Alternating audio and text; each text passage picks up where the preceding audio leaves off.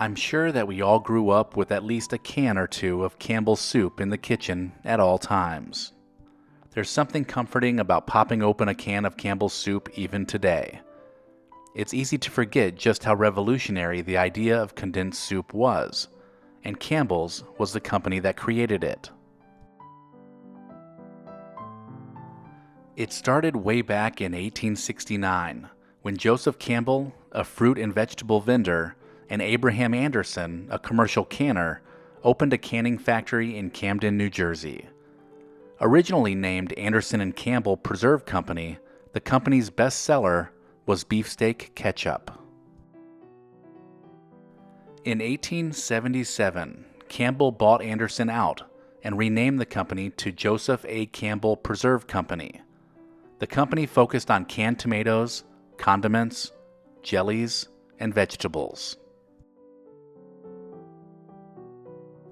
In 1894, Campbell retired and Arthur Dorrance took over. Within the year, their first jar of ready-to-eat soup, beefsteak tomato, was introduced. New Jersey beefsteak tomatoes had been their signature product and were featured prominently on their labels.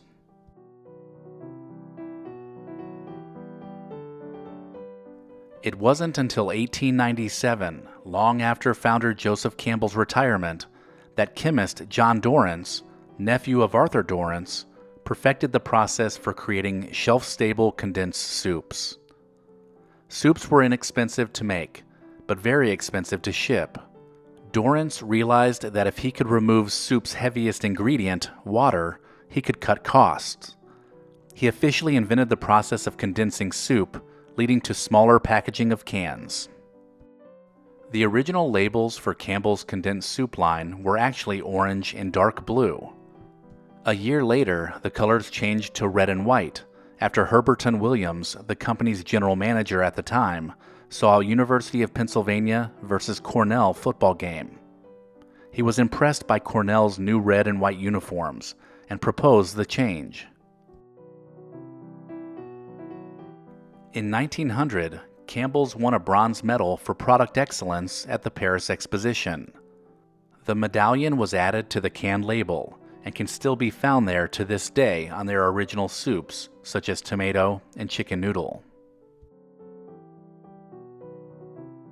Campbell kids were born when children's book illustrator Grace Dayton sketched them for a series of streetcar advertisements.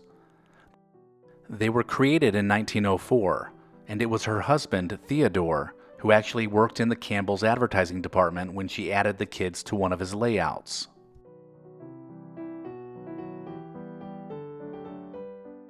Campbell's loved them, and it wasn't long before the kids were being featured in all Campbell's ads, playing many different roles. These roles included farmers, army doctors during World War I, and athletes training for the Winter Olympics. The invention of condensed soup eventually led to the product becoming more affordable for families while preserving the quality of the ingredients. Those first cans sold for 12 cents, and soon they were lowered down to 10 cents. Since soups had become their main product, the company was renamed the Campbell's Soup Company. Inspired by founder Joseph Campbell's own signature, the cursive Campbell's logo was intended to give a homemade feel to the label. In the 1930s, their first national ad campaign debuted in magazines such as Good Housekeeping. Campbell's also began radio advertising with its iconic Good jingle. Shortly after, they introduced Campbell's Noodle with Chicken and Cream of Mushroom soups. Noodle with Chicken became Chicken Noodle after a radio announcer misread an ad for the soup, and the name stuck.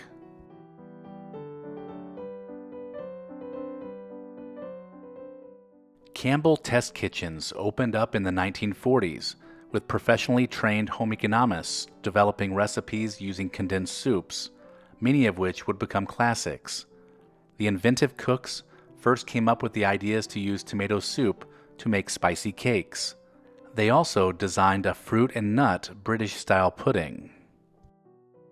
By 1942, the fruit had fallen by the wayside, and the most popular versions of tomato soup cake were ones heavy with flavors like nutmeg.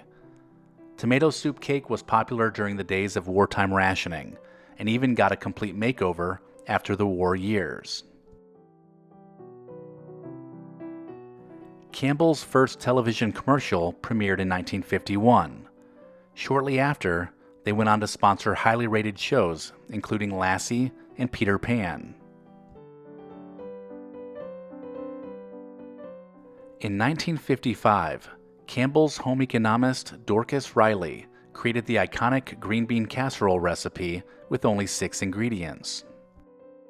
It was originally known as the green bean bake and wasn't always meant to be a holiday dish. It didn't take off as a Thanksgiving favorite until the 1960s, when Campbell's put the recipe on the cream of mushroom soup can label.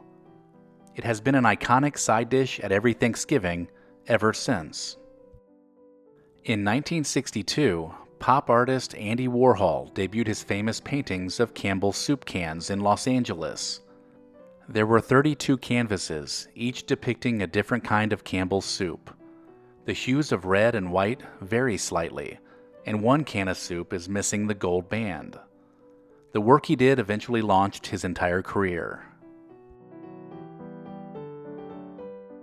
Chunky soups were launched in the 1970s, and in 1997, Chunky Soup became the official soup sponsor of the NFL, with the birth of their famous Mama's Boys campaign featuring NFL stars.